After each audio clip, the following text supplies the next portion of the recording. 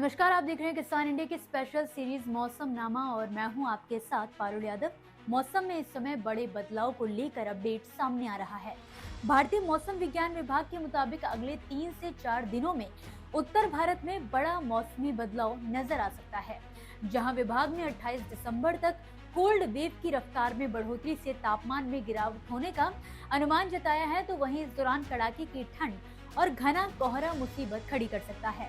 इसके अलावा देश के कई राज्यों में भारी बारिश को लेकर भी चेतावनी जारी की गई है, जिसके बारे में हमें विस्तार से जानकारी देंगे मौसम expert doctor SN. Pandey ji.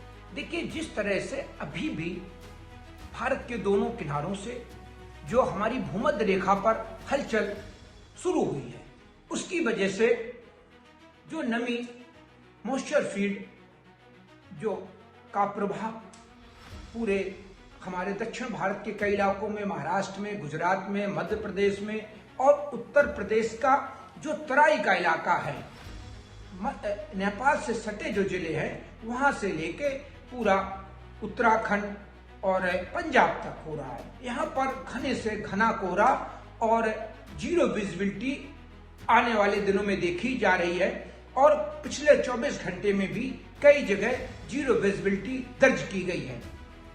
तो ये स्थितियां ड्राइविंग के लिए या यात्रा के लिए अच्छी नहीं होती हैं। तो अगर आप इन स्थितियों में आपको यात्रा करनी पड़ रही है तो आप बहुत संभल कर यात्रा करें और फॉग लाइट लगाएं और इंडिकेटर जलाते रहें, क्योंकि बहुत सी दुर्घटनाएं हो रही हैं, कई गाड़ियां आपस में टकरा जाती हैं।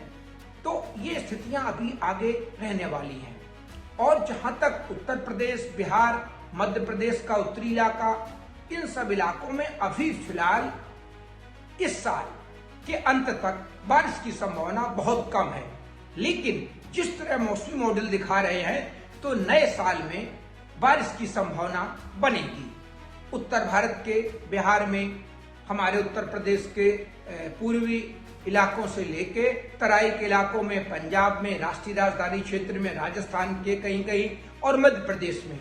लेकिन अभी फिलहाल अगले 24 से 48 घंटे तक कहीं ऐसी स्थिति नहीं है कि बारिश की संभावना हो। और अब इस समय जहां तापमान ज्यादा गिर रहे हैं, जैसे पहाड़ों पर भी तापमान अब 3-4 डिग्री माइनस में पहुंच गए हैं, जम्मू कश्मीर, लेह, इसी तरह उत्तराखंड में भी कहीं कहीं तापमान नीचे है, जो रात के तापमान सामान्य से कम है। लेकिन उत्तर प्रदेश में, कहीं बिहार में और इसी के साथ मध्य प्रदेश में और राजस्थान, जहां पर दिन में धूप निकल रही है, जहां पर बादल कम हो जाते हैं और धूप निकलती है, वहां पर दिन में थोड़े तापमान बढ़ने की भी संभावना रहेगी और पिछले 24 घंटे में भी तापमान वहां बढ़े हैं।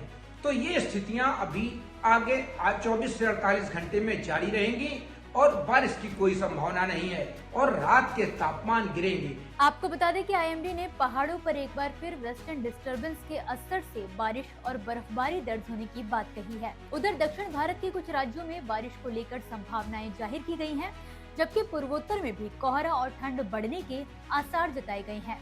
इस हफ्ते दिल्ली एनसीआर, हरियाणा, पंजाब, राजस्थान, उत्तर प्रदेश, बिहार, मध्य प्रदेश और छत्तीसगढ़, झारखंड में दिन में शीतलहर की स्थिति बनी रहेगी। देखिए, आज उत्तर पश्चिमी हवाएं थोड़ी उनकी स्पीड कम होगी। जब स्पीड कम होगी तो प्रदूषण भी बना रहेगा, कम साफ होगा। जब स्पीड 5 से 6 किलोमीटर प्रति घंटे हो जाती है तो दिन चढ़ने पर 10-11 बजे के बाद दिन में प्रदूषण भी साफ हो जाता है, कोहरा भी साफ होता है, धुंध भी कम होती है और धूप भी तेज निकलती है। तो जब हमारे सूर्य और पृथ्वी के बीच में कोई बड़ा बैरियर नहीं होता है तो धूप तेज निकलती है, तापमान बढ़ते हैं, लोगों को राहत मिलती है।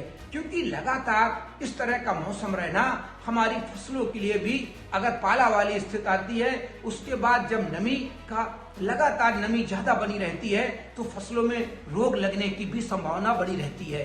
तो अगर दिन में धूप निकलेगी, थोड़ी तेज होगी, तो हमारी रबी की फसलों के लिए ये बहुत बेहतर स्थिति मानी जाएगी, क्योंकि रात में ओस भी पड़ रही है। ओस पड़ने के साथ साथ रात में नमी मिलती है और दिन में तेज धूप निकलती है। इससे जो हमारी वेजिटेटिव ग्रोथ होती है वो बहुत अच्छी वेजिटेटिव ग्रोथ होती है और सारी रबी की फसलों में बहुत फायदा होता है।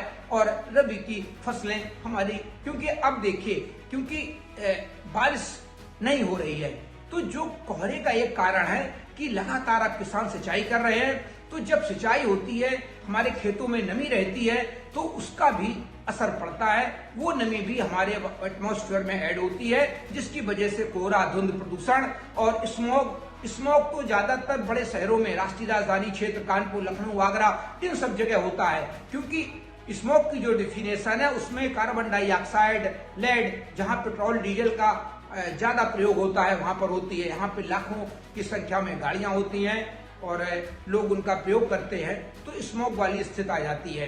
तो अभी भी अगले 24 घंटे से 48 घंटे में धुंध, कोहरा वाली स्थिति बनी रहेगी और विजिबिलिटी भी कम रहेगी, लेकिन अलग अलग इलाकों में अलग अलग रहेगी।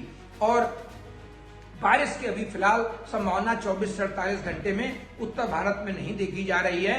27 तारीख के बाद एक नया वेस्टर्न डिस्टर्बेंस आएगा, तब हो सकता है पहाड़ों पर। लेकिन अब जो वेस्टर्न डिस्टर्बेंस दिसंबर के लास्ट में आ रहे हैं ये थोड़े शक्तिशाली हैं और इनका जो असर हो रहा है वो नीची पहाड़ियों तक हो रहा है। वो उत्तराखंड की भी नीचे नैनीताल, देहरादून तक भी बारिश की संभावना बनी रहेगी अगले 24 से 48 घंटे में। अभी कोई इस तरह की बात नहीं है। 27 तारीख को कल जब वेस्टर्न डिस्टर्बेंस आ जाएगा पहाड़ों पर, उसके बाद ये गतिविधियां, बर्फबारी भी हो सकती है, बारिश भी हो सकती है ऊंची पहाड़ियों पर। और जहां तक पूरे उत्तर भारत का मामला है तो अभी यहाँ बारिश की संभावना बहुत कम है, लेकिन ऊंचे बादल आ सकते हैं। क्योंकि जब नमी रहती है तो ऊंचे बादल बन जाते हैं, लेकिन वो बारिश के नहीं होते हैं। किसानों को लगता है कि बारिश हो रही है तो किसान अपने खेतों में नमी बनाए रखें और जिन फसलों में आवश्यकता हो उनमें सिंचाई भी करते रहें। इसी के साथ फिलहाल के लिए मौसमनामा में बस इतना ही। आप मुझे दीजिए इजाजत और इसी तरह मौसम से जुड़ी ताजा अपडेट्स के लिए देखते रहिए किसान इंडिया।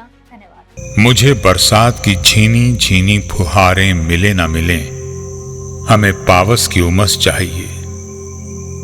जी हां, मैं किसान हूं, क्रांति बीज बोना चाहता हूं। मुझसे अभी सावन, भादों, क्वार, कार्तिक या फागुन की बातें मत करो। मैं आषाढ़ की पहली बारिश में भीगकर ठहरी हवा में उमस से आकुल व्याकुल होना चाहता हूं।